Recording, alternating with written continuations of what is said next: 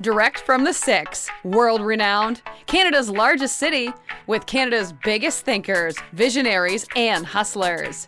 This is Startup Talk, featuring the founders, funders, innovators, and community leaders who've led Canada's startup ecosystem right here in Toronto. You'll hear the challenges, the failures, the successes. Toronto's Startup Podcast gives you the full story direct from the entrepreneurs and influencers who've made a difference. Now, the host of Startup Talk, the founder of TorontoStarts, the Startup Coach.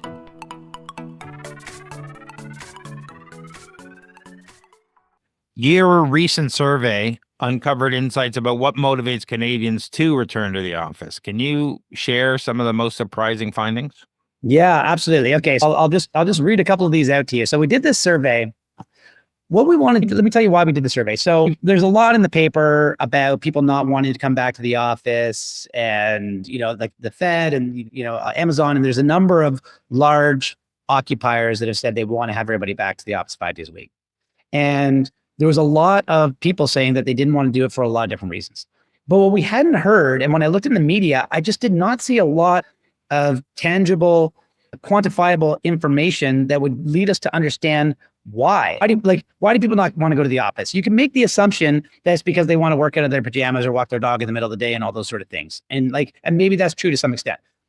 But I believe that there may be a supply side issue, right? That we're not recognizing here. And maybe there is a way to get people back to the office, and maybe we're making up this assumptions that we know why they're saying they don't want to come back to the office. And I think it's easy to jump to conclusions on that. So we put this survey together to understand and ask people, what is it about your workspace? You're coming back to the office space, mandated, whatever the case may be. What is it about your workspace that makes it attractive, not attractive? What would get you there?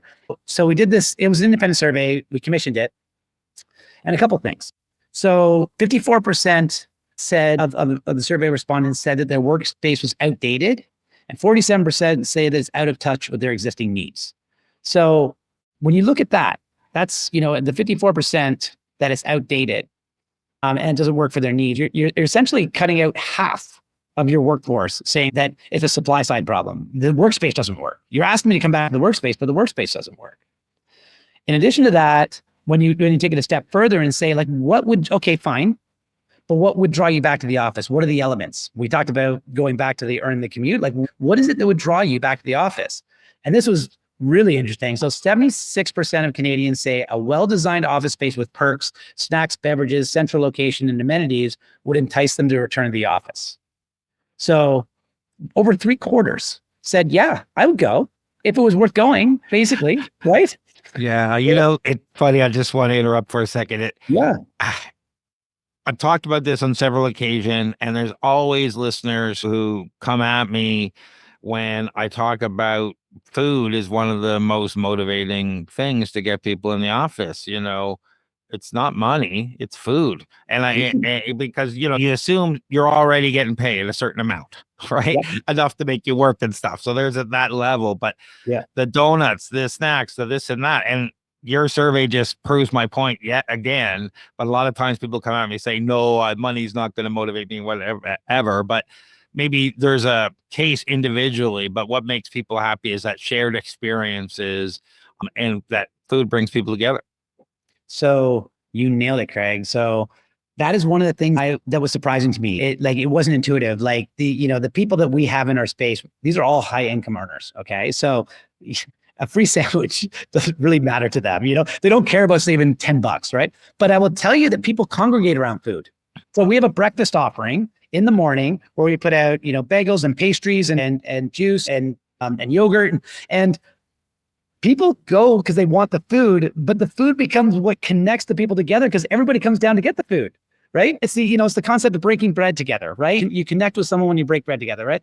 And it takes that and multiplies it into a community where people are getting together around the food. So when you create this curated food experience, it is really interesting to look at the human behavior, how that works. So we have snacks, the healthy snacks that we put out in all of our kitchens, and we call them a trail mix snack bars. So people can get these things all day long. So if you're a little bit hungry in the afternoon, you can grab that, or throughout the day. That's not what does it.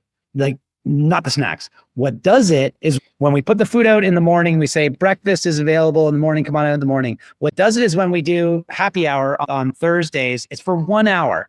We have everybody come down between 3:30 and 4:30 and our lounges are bumping, right? And it's because we have food and we have a couple of drinks that are available to them when they come down. And people congregate around that. The food and beverage offering is just so important. And it's something that we have very much invested in heavily, especially on the other side of COVID, even more so. So you talk about trend and the future, the food and beverage offering very much is very important. And markets that are leading the co-working industry, like London and Sydney, two places I've been in the last year, they all have extensive food and beverage offerings. At our new location at 302 Bay Street, we have a full-time barista at that location that provides complimentary coffee and snacks. And we have a full-time barista in Montreal, and they create this really connected, really great experience. Yeah, every time something like that, where there is a full-time barista there's a lot of conversations happening in the line waiting for their coffee. People don't mind waiting that 5 minutes or whatever it takes because one, it's the experience, and two, it's a connection. They're not walking up and walking away. It's taking the time to connect with people and having that experience. And honestly, I think people really haven't analyzed this enough. It's the multi-sensual experience of the food, the drink, the people, the emotion that really gets the endorphins flowing for humans and makes that connection matter and happen. And it's a combination of those things. People don't realize it's not the food, it's the endorphin rush you get from having the bite of that first donut, as well as, talking to these people, and the good vibe and all this stuff happening connects you to that workplace and that culture. 100%. And like you talk about all the things together, I always think about 5 senses, right? Like all these things. And to relate that to events, Craig, like think about all the things that you have going. All they do is they walk in and they see lots of people there. That's like, as an attendee to an event, right? I walk in, I see lots of people there. I thought, the organizer did a good job on this because they got so many people here, right? That's it.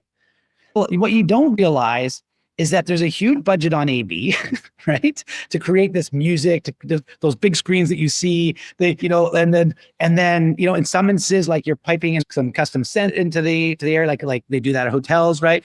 And there's so much going on behind the curtain. It's not one thing, it's all the things, right? That create that experience. That when you put on one of these events, and at IQ, we're putting on that event every day. And it's always about it's a lot of times it's what you don't see that creates that cultivating environment, right? In terms of bringing that food in, but designing spaces so that you don't have choke points and where people get left out on their own, and, creating spaces so that they encourage the connection when people get into that space. So there's just all those elements that you really have to put together to make it a successful event. And for us to make it a successful workday. This has been a great conversation. I love talking to you about the origins of IQ offices. Where can our audience go to learn more about you and IQ offices? Yeah, so IQ offices is iqoffices.com. Just go to the website and you can see, all about us and our location and what it is that we do and what it is we offer. I'm on LinkedIn, so just look me up on LinkedIn, Kane_Wilmot after LinkedIn, and that'll get my profile. And we'd love to have any of the listeners reach out and and help in any way we can. I really appreciate you taking the time, Kane, out of your busy day to share your experiences with our listeners. It's my pleasure, Craig. Thanks for having me. Thank you for. This has been Startup Talk, Toronto's startup podcast. For more exclusive content, the episode vault, and to be part of TorontoStarts community, visit TorontoStarts.com. Get your name on the newsletter mailing list and check out our upcoming events. For more episodes, subscribe now. And please recognize the time and work behind the scenes put into connecting you with the biggest visionaries, entrepreneurs, and innovators in Toronto by leaving a 5-star review. Join us for more next episode from Toronto's most active entrepreneur and startup community on Startup Talk.